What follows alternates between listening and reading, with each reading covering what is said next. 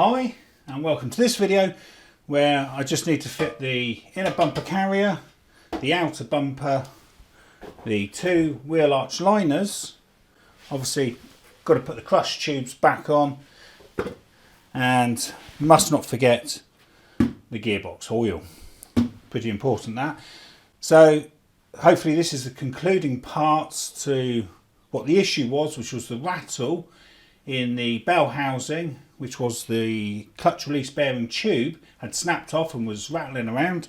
Obviously that's now been replaced and hopefully that part is the correct part. I'm a little bit unsure if it was, but hopefully it was, and the clutch will now work properly without any noise or rattle. And all I've got to do then is get the car over to a garage, get it MOT'd, and hopefully it will pass. So hopefully you'll enjoy this video and many thanks for watching. So we'll start by refitting the crush tubes. So we've got these two crush tubes that need to go on the end of the subframe. Now, like I did mention, I should put the bolts in and only do them up loose. So you've got that one bolt there as well that needs to come out. And if you just keep it loose, it makes it easier for the bumper carrier to then be fitted. Because once you've tightened these up, if it's slightly off, the bumper carrier won't sit on very well. You'll have a bit of a struggle. So 16mm socket there, just tighten those up so that they're in position. And then likewise do the same on the other side. So in it pops. And it's a 10mm socket for the little bolts on the side, but we'll put those on in a minute. So we've got plenty of movement there for when we put the carrier on. Okay, so now to refit the inner bumper carrier. So here's a quick photo showing that bumper carrier and the nuts and bolts that hold it in place. But the first thing we need to do is remove those two threads that we put in to enable us to move the radiator section forward at the time. So we'll just pull all these nuts and screws out. I'm keeping this in there so you can actually just see which one each nut and bolt is. And then there's the two on the crush tube. Okay, so we can now bring the bumper carrier up into position. And we have got the movement now with those two crush tubes to actually make sure it fits. So again, I'm going to put the bolts in all just loose for the moment. Just make sure everything's sort of lining up. So these are all put on with a 13mm socket. Apart from the two at the top, which are a Torx 30. So this is a Torx 30. Again, I'm just popping these in for alignment to make sure everything's lined up for when the outer bumper goes on. So we can now put those two screws at the bottom, which are a 10mm socket. And then again, just do the same on the other side. Try and speed some of this up. So we've got nut there. That's the single bolt on this one. On the earlier models, the fixtures were slightly different. Some were bolts and some were nuts in a different orientation. But this is how it is on this particular car. So there we are, that's that screw then that screws into the crush tube. Now we just need to torque everything up. So I'll start underneath and set my torque wrench to 100 Newton meters with our 16mm sockets for the crush tubes. Because now they're actually lined up and in position for the front carrier, we can tighten these with no problems. Okay, so that's those on. So then we can go around to the front, and now it's a 22 Newton meter torque setting and 13mm socket just to tighten all the carrier nuts and bolts. Obviously you don't tighten the Torx 30 because that one is purely for the outer bumper. So we will need to remove those again now, since everything's been tightened. Right then, so we've just got those two at the bottom to do, 10mm socket. Not sure on the torque setting for this. Basically just hand tight, I'd suggest. Again on the other side. Like so. Okay then. So now to connect the horns and sort the wiring. So yeah, just bring the wiring back through. So obviously we pulled it out when we needed to pull the radiator forward slightly to give us access for the gearbox. So we've got the temperature sensor there. So this is our horn connector. And that just pops on like so. And then we need to just feed the temperature sensor through the bumper carrier like that, so it can go onto the outer bumper. Then we just need to connect the horn on the other side. You can see the connector a bit clearer there. And pop that in. Okay, so that's that done. And there's the two light connections. Okay, so now to refit the outer bumper. So I'll start by showing a photo so we can see where the mounting points of the outer bumper are. And then here's a photo showing the short and the long bolts that's also on the edge. Right then, so there's our bumper. It's worth actually checking your lights work before you actually fit this, especially your fog lights, while you've got access. I did have some problems with my lights and then had to take it all back off again for the MOT. So there's our temperature sensor. We'll just pop that in there. It does tend to keep popping out, so you might need to juggle it around. Really, you could do is actually holding this outer bumper up, perhaps on a couple of chairs or something while you're fitting this. So that was the indicator. I seem to have some sort of modified affair here with some LED lighting, which is I've now removed and put standard lighting back in, because again I don't think it was going to pass the MOT because those LEDs were flickering away. So I'm not sure what was going on there. I tend to be one of those that prefer to not modify vehicles, just keep it all standard and boring. So again, we've got some weird connections going on here. Thankfully I was able to just put the normal bulb back in that and pop it in. I'm not sure if it was supposed to have two bulbs by the look of it. So there's two sort of holes there for two bulbs. So whether they cut some of the wiring off, I'll have to check out at a later time. So anyway, back to this outer bumper now. So it's Torx 30, and we can just fit these in position. Now we do need to clip the outer bumper in as well. So we'll go to where it's clipped in. So move the camera there. So it's just in the centre there. There's a couple of little plastic clips there, so just sort of tilt the bumper, get them into position like so. And then obviously we can put those two screws back in now with our Torx 30.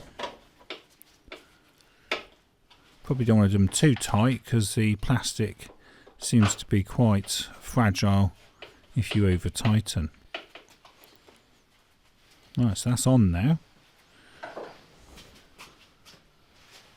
So then we've got the bolts on each side. So these ones are like have sprung plastic affair sort of there. I'm just going to show that it springs up and down. When I did that on the other side, I managed to snap it, so don't push it too hard. So that's the long bolt, and these are 8mm. I'm just trying to get the position right there. Don't think you need to do those too tight, and that's a short one.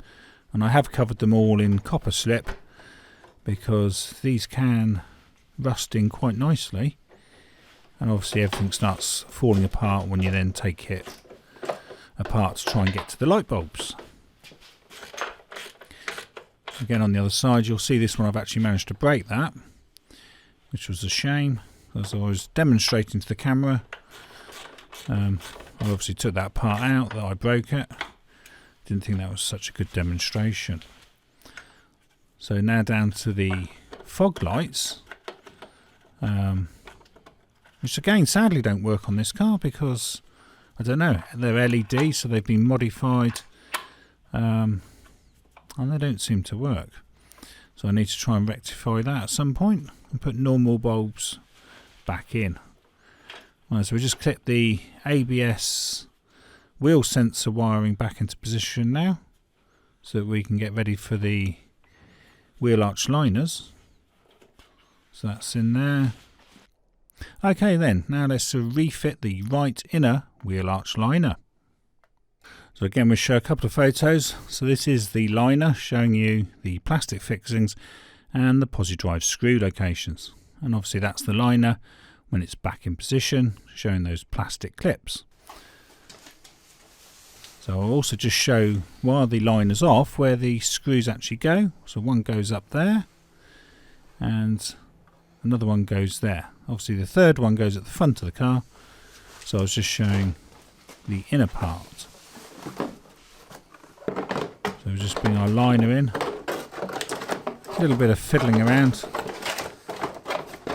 Seems to be easier if you can get that first top screw in, so it holds everything in position while you start moving everything.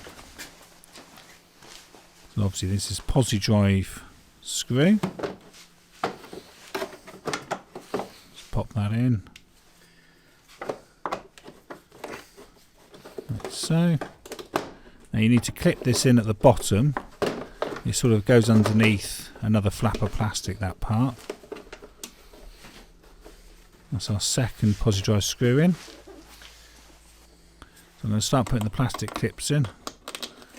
I'll only show a few of these.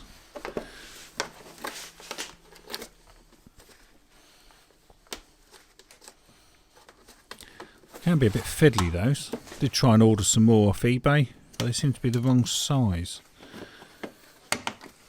So sometimes it's probably better to order original equipment. Yeah, these are the grey ones, which didn't quite fit very well. They popped out quite easily. And then this is our third posi drive screw, which is underneath. It just holds that liner to the outer bumper. Okay then. So now to refit the left inner wheel arch liner. Obviously very similar procedure. So I'll speed most of this up. So obviously it's the same as the other side, but it's always worth including, just so that people can see things at a different camera angle if they're not familiar with it. So there we are, that's all tucked in there now. So in goes our first screw, second screw.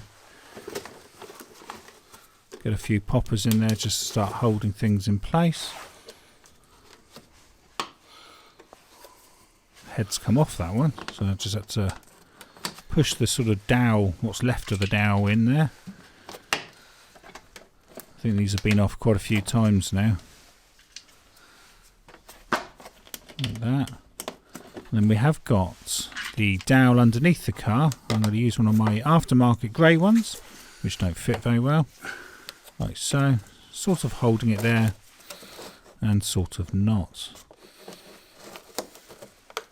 And then we've got this one here that just clips in underneath, like so. Okay then, now refit the road wheels. So as you can see, those discs are looking a little bit rusty, because this car's obviously not been on the road for over a year. So 17mm socket for the 4 bolts there. Putting those on in a cross-diagonal manner, as you should. And then spinning the wheel to clean the disc a little bit. Not quite sure what the MOT man would think of that when he sees those discs. Probably wise to tell him it's been off the road for a bit. And now we need to do the gearbox oil, and this is quite a bit of a struggle. So here's a photo showing the drain plug and the refill plug, which obviously we will be tackling, and here's the torque settings for those two plugs.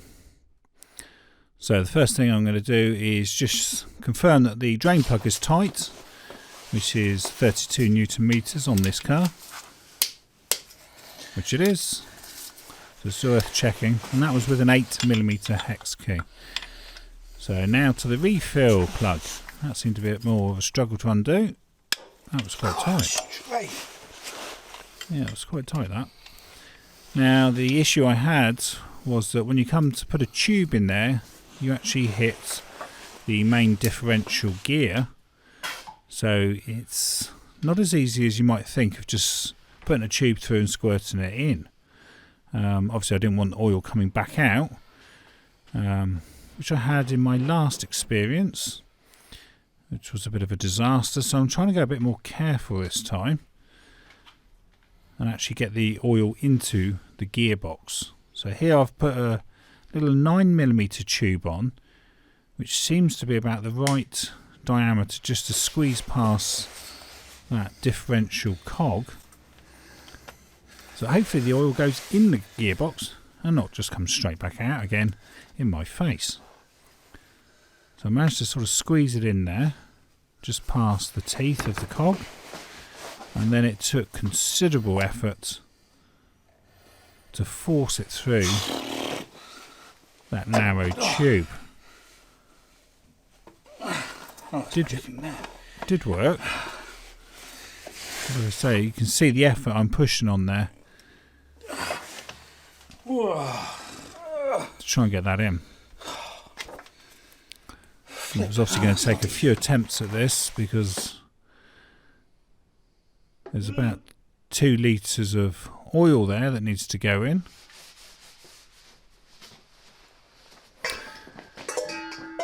Thank you. yeah, thank you. If it can go wrong, it will go wrong.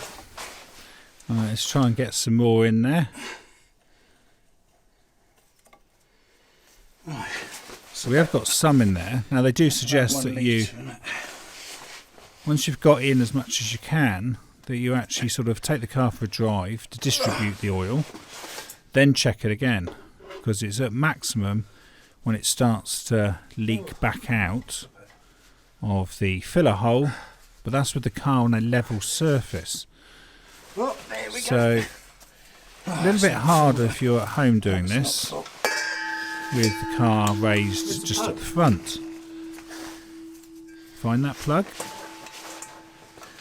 Right, let's just get the plug in. But obviously I couldn't drive the car because it had no MOT or tax Can we get the plug in, please? or insurance. Oh, that's something new. So for me, I needed to know that all this oil had actually gone back in. It's not full enough, that. So what I did later on was actually tilt the car on the edge and fill it that way. So the torque setting for this is 25 Newton meters, but like I say, I'm gonna get the rest of that oil in before I take it for an MOT.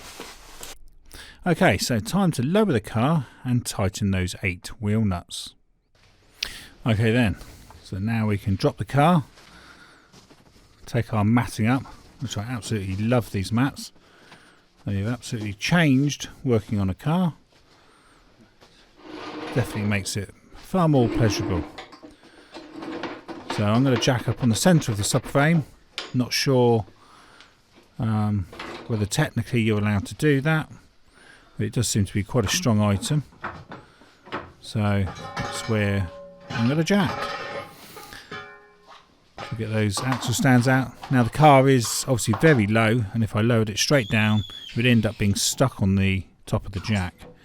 You really want a very low profile jack for this, or for minis. Okay, so that's the jack out of the way. So we're tightening those wheel nuts now, so that's 110 Newton meters. with a 17mm socket, and always tighten them in a cross diagonal manner so that it's been evenly tightened. Again, quickly do the other side, like so. So we can now connect the battery, and we must always note the order in which we connect the battery and disconnect it, for the fear of shorting a metal spanner against the body. So the torque setting technically for the battery is 5 Newton meters, and that's a 10mm socket.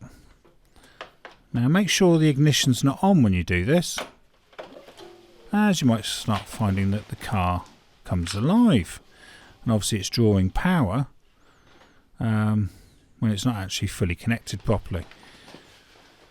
So yeah, you do want to make sure that the key is out of the ignition. So 10mm socket, just pinch that up.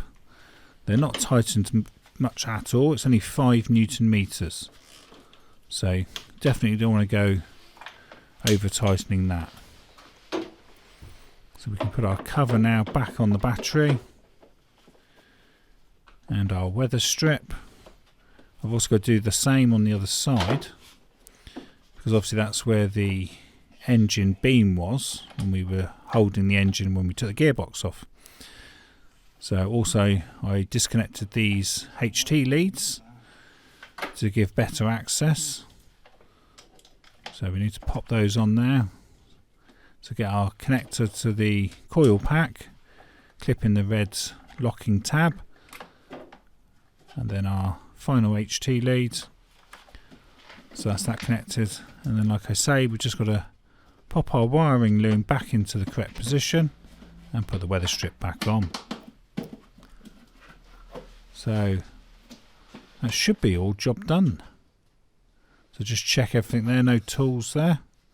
So we should be basically at the moment of starting the car. But I think what I'm going to do first is to get the remainder of that gearbox oil in. So like I say, it's 2 litres of oil that's in there, but I know that obviously the oil that came out is the oil that needs to go back in. So what I'm going to do is I'm just going to tilt the car like I have here, and that way the oil is obviously should go to the other side of the gearbox, away from the filler hole. So hopefully I can just squeeze the rest of it in there. That's one lot in.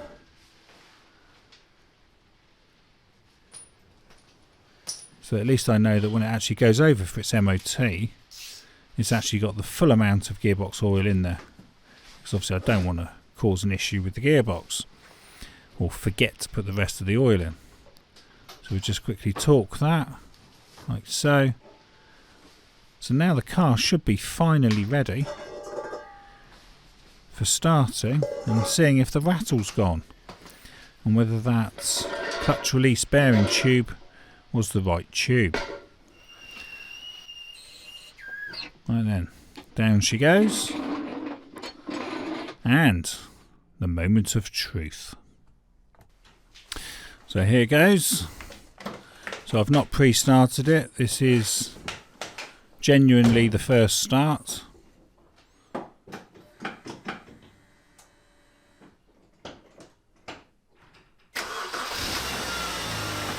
And one thing I do love about the Minis, they just start, even if they haven't been used for months. First turn of the key and it works. So the clutch seems to be working, so that's good. Sounds like something's dragging at the back.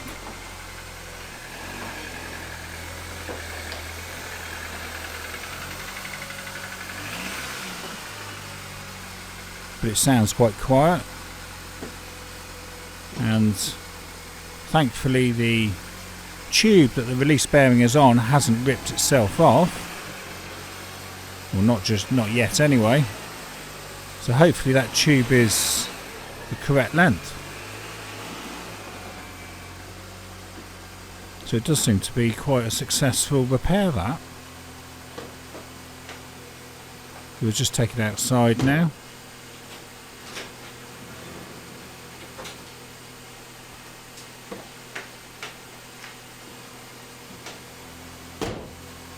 So when I think how much money BMW wanted for the whole clutch kit, pressure plate, the whole lot, just to get that tube, and I think I was able to buy this tube on eBay for £10 or something. So out she comes into sunny Welsh weather.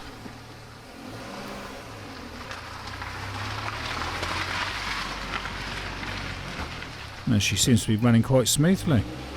Got a slight squeak there at the back by the sound of it. Might be just dry suspension or something.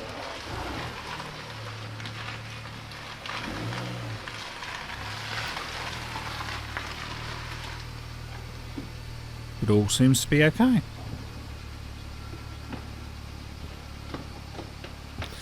So we'll let her sort of tick over a bit,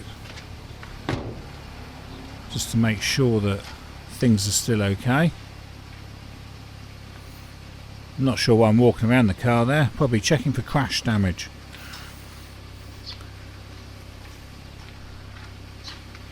Yeah, no crash damage.